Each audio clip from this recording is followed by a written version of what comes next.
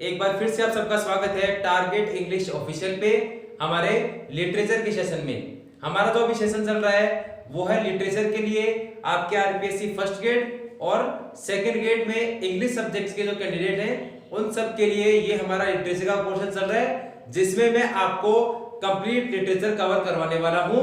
और इसके बाद जब जो कॉमन टॉपिक है वो कॉमन टॉपिक जो कि फर्स्ट ग्रेड और सेकंड ग्रेड दोनों में है उनको हम पहले कवर कर रहे हैं, और उसके बाद जैसे ही कॉमन टॉपिक आपके फिनिश होंगे फिर हम लिटरेचर का सेकंड ग्रेड के लिए अलग से बैच चला देंगे और फर्स्ट ग्रेड का अलग से चलेगा। और लास्ट टाइम मैंने जो वीडियो अपलोड करी थी आप लोगों के लिए लिटरेचर की, उसमें मैंने आपको डिस्कशन किया था आपके फिगर्स ऑफ स्पीच में सिमिली एंड मेटाफर का। तो विद्यार्थियों उनको आप अच्छे से डिस्कस करें। सिमिली और मेटाफर मैंने जो लास्ट टाइम क्लियर किया था आप लोगों को, उससे बाहर आपके सिमिली मेटाफर में क्वेश्चन नहीं होगा, ये भी पक्का है, बिल्कुल मैं दावा कर रहा हूं इस बात का आप लोगों के लिए। अब हम बात करेंगे आज आपके फिगर्स ऑफ स्पीच में आपके अकॉर्डिंग टू सिलेबस। जो नेक्स्ट वन आपके दे रखे हैं पर्सोनिफिकेशन एंड हाइपरबली। इसमें एक इंपॉर्टेंट बात, इसका प्रोनाउंसिएशन की बात करें तो इसको हाइपरबोल नहीं बोला जाएगा। Pronunciation of this word is hyperbole not hyperbole. एक बात अब मूव करते हैं दोनों सिमिली और मेटाफर के बाद थर्ड वन पे पर्सोनिफिकेशन। अगर मैं बात करूं पर्सोनिफिकेशन के what is the meaning of this one, अगर बात करें इसके अर्थ की तो ये हुआ मानवीयकरण। मतलब सिंपल सी बात है, किसी इनएनिमेट आप कह सकते हो निर्जीव चीज को, निर्जीव संज्ञा को आप उसका मानवीयकरण कर दें। मींस उसमें ह्यूमन बीइंग के या किसी लिविंग बीइंग के जो कैरेक्टरिस्टिक्स है, उसकी जो विशेषताएं हैं वो उसमें ट्रांसफर करें, तो आप उसको बोलेंगे पर्सोनिफिकेशन। मतलब निर्जीव संज्ञा में सजीव संज्ञा के गुण ट्रांसफर करना, this is known as personification. देखिए इसमें पर्सोनिफिकेशन, अब पहली चीज एक बात आपको क्लियर कर दूं, एक इसका नाम, इसका टाइटल हो गया personification. Second one it is also known as prosopopoeia. अच्छे सुने, prosopopoeia. And third one it is also known as anthropomorphism. ये आपके तीन टाइटल हो गए आपके पर्सोनिफिकेशन के। अब बात करें definition of this one, when an inanimate और abstract idea is given human quality. Means किसी इनएनिमेट निर्जीव आप कह सकते हैं जिसे, और एब्स्ट्रैक्ट आइडिया को जब दिया जाए, क्या दिया जाए, human quality. Means human quality को जब ट्रांसफर कर दिया जाए इनएनिमेट और एब्स्ट्रैक्ट आइडिया पे, तो then it is called as personification. यानी किसी सजीव संज्ञा की या आप कह सकते हैं ह्यूमन क्वालिटी जो है वो ट्रांसफर की जाए किसी इनएनिमेट और एब्स्ट्रैक्ट आइडिया पर, तो इसे हम कहेंगे पर्सोनिफिकेशन, मानवीयकरण। बिल्कुल सिंपल है, एग्जांपल से क्लियर करने का प्रयास करेंगे। आप यहां देख सकते हैं फेमस एग्जांपल आपके सामने है, death puts his icy hands on kings. अब यहां देख सकते हैं आप, डेथ जो है मृत्यु के लिए बोल रहे हैं कि मृत्यु जो है वो अपने आइसी हैंड जो है वो किंग्स पर, मतलब राजाओं पर भी रखती है। इट मींस मृत्यु जो है वो राजाओं को भी नहीं छोड़ती है। अच्छे से देखें इसमें डेथ और डेथ क्या कि death puts his icy hands on kings. अब देखिए इसमें डेथ के लिए इसने कौन सा वर्ड काम में लिया, हिज, जो कि हम किसके लिए लेते हैं, ह्यूमन बीइंग के लिए, ह्यूमन क्वालिटी। और अब आगे देखें इसमें, और उसके बाद है फिर हिज हैंड्स। अब हैंड्स किसकी, आपको अगर बात करें हैंड्स किसकी क्वालिटी हो गई, ह्यूमन क्वालिटी। मींस डेथ के कोई हाथ नहीं है, मृत्यु के कोई हाथ नहीं है। मृत्यु क्या है, मृत्यु हमारे दिमाग का एक आइडिया है, एब्स्ट्रैक्ट आइडिया है। अब मैंने जैसे कि लास्ट टाइम भी आपको डिस्कस किया डेफिनेशन में कि एब्स्ट्रैक्ट आइडिया को जब ट्रांसफर की जाए ह्यूमन क्वालिटी, और यहां आप देख सकते हैं डेथ को वो क्या बता रहा है, डेथ के हाथ होने को बता रहा है कि मृत्यु जो है वो अपने हाथों को रखती है। किस पे रखती है, राजाओं पर भी रखती है। मींस मृत्यु राजाओं को भी नहीं छोड़ती है। तो यहाँ डेथ है जो कि एब्स्ट्रैक्ट आइडिया है, इसको हमने ह्यूमन क्वालिटी बताई है इसके लिए हैंड्स। डेथ की क्या बता दिए, हैंड, मृत्यु के हाथ बता दिए। तो जबकि मृत्यु क्या है, एब्स्ट्रैक्ट आइडिया। क्या मृत्यु के, क्या डेथ के कोई हैंड्स है, नहीं, बट फिर भी हमने ये ह्यूमन क्वालिटी जो है वो किस पे ट्रांसफर की, आपके डेथ पे। तो डेथ क्या है, एब्स्ट्रैक्ट आइडिया। तो जब किसी इनएनिमेट और एब्स्ट्रैक्ट आइडिया पे ह्यूमन क्वालिटी ट्रांसफर की जाएगी, then it will be an example of a personification. तो यहाँ बिल्कुल क्लियर आपके, कोई परेशानी इसमें आपको सेकंड वन पे मूव करते हैं आपके love is not time is full means यहाँ आपकी पॉइंट क्या कहना चाह रहा है love is not full means प्रेम जो है वो मूर्ख नहीं है बल्कि मूर्ख कौन है टाइम इज फुल बल्कि समय जो है वो मूर्ख है। फिर अच्छे से देखें लव इज नॉट फुल वो लव को बता रहा है कि लव जो है वो फूल नहीं है बल्कि फूल कौन है मूर्ख कौन है टाइम। अब आप मुझे बताएं कि जो फूल है जिसको आप कह सकते हो एडजेक्टिव आपका विशेषण जो है ये फूल ये किसकी विशेषता है हम मूर्ख जो है वो किसके लिए काम में लेते हैं ये हम मूर्ख काम में लेते हैं किसी ह्यूमन बीइंग के लिए किसी व्यक्ति को मूर्ख बताते हैं जबकि यहाँ ये जो ह्यूमन क्वालिटी है ये किस पे ट्रांसफर की गई है आपके लव और टाइम पे। तो यहाँ वो पर्सोनिफिकेशन किसका कर रहा है लव का और टाइम का। वो कह रहा है लव इज नॉट फूल कि लव मूर्ख नहीं है।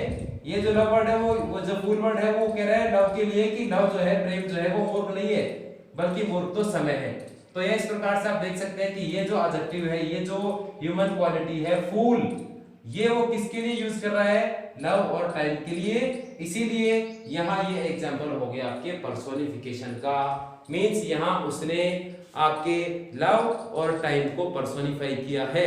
इसमें एक चीज मैं आपको और क्लियर कर दूं इसमें यदि इसको देखिए टाइम इज फुल कि समय को वो मूर्ख बता रहा है लेकिन इससे पहले आप इसे भी एक बार देख ले love is not time is full means इस फुल वर्ड को आप यहाँ रिप्लेस करें लव इज नॉट फुल कि प्रेम मूर्ख नहीं है मतलब वो प्रेम को मूर्ख नहीं बता रहा है यानी फूल जो क्वालिटी है वो यहाँ लव के लिए भी यूज कर रहा है और यहाँ वो कंपेयर कर रहा है लव का और टाइम का इन दोनों को कंपेयर करके बोल रहा है कि लव मूर्ख नहीं है बल्कि मूर्ख कौन है टाइम। तो आप देख सकते हैं इसमें या आपका जो एब्स्ट्रैक्ट आइडिया है यहाँ ह्यूमन क्वालिटी दी गई है। इट मींस वो विशेषता जो कि हम किसी व्यक्ति के लिए काम में ले वो यहाँ वो टाइम और लव के लिए ले रहा है। तो इन दोनों का यहाँ इसने क्या कर दिया पर्सोनिफिकेशन कर दिया मानवीयकरण कर दिया। बिल्कुल सिंपल है। इसी तरह के बहुत से एग्जांपल आपको पॉइंट पे लिटरेचर पोर्शन में देखने को मिलेंगे। तो अच्छे से आप देखें यदि किसी इनएनिमेट या एब्स्ट्रैक्ट आइडिया को रिप्लेस करता है human quality then it will be an example of personification. Move करते हैं आपके फोर्थ वन पे हाइपरबली नॉट हाइपरबोल। हाइपरबली आप देखिए बिल्कुल सिंपल है an over statement excessive statement और एग्जैजरेटेड स्टेटमेंट माने आप कह सकते हैं इसको हाइपरबली अगर हिंदी पे मीनिंग पे जाए तो आप कह सकते हैं इसको अतिशयोक्ति मींस किसी बात को बहुत ज्यादा बड़ा चढ़ाकर कहना वो एग्जांपल होगा किसका हाइपरबली का।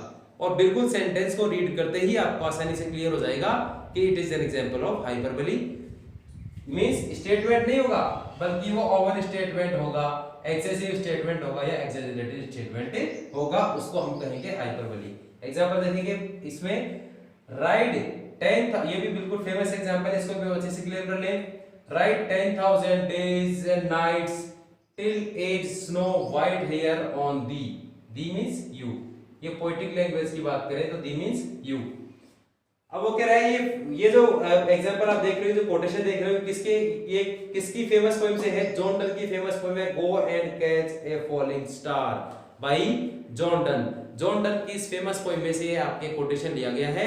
अब एक चीज और मैं आप लोगों के लिए क्लियर कर दूं ये जो आपका जो पोएम का टाइटल देख रहे हैं आप go and catch a falling star कि जाओ और एक टूटते हुए गिरते हुए तारे को पकड़ो।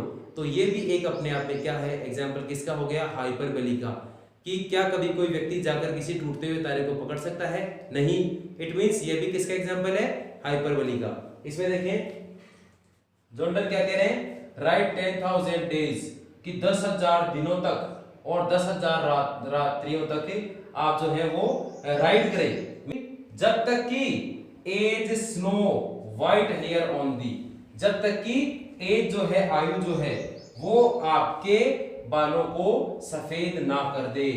10,000 रातों और 10,000 दिनों तक सफर करे राइड करे और जाकर टूटते हुए तारे को पकड़ कर लाएं मींस उसको क्या करें कैच करें कब तक जब तक कि एज आपके बालों को सफेद ना कर दे।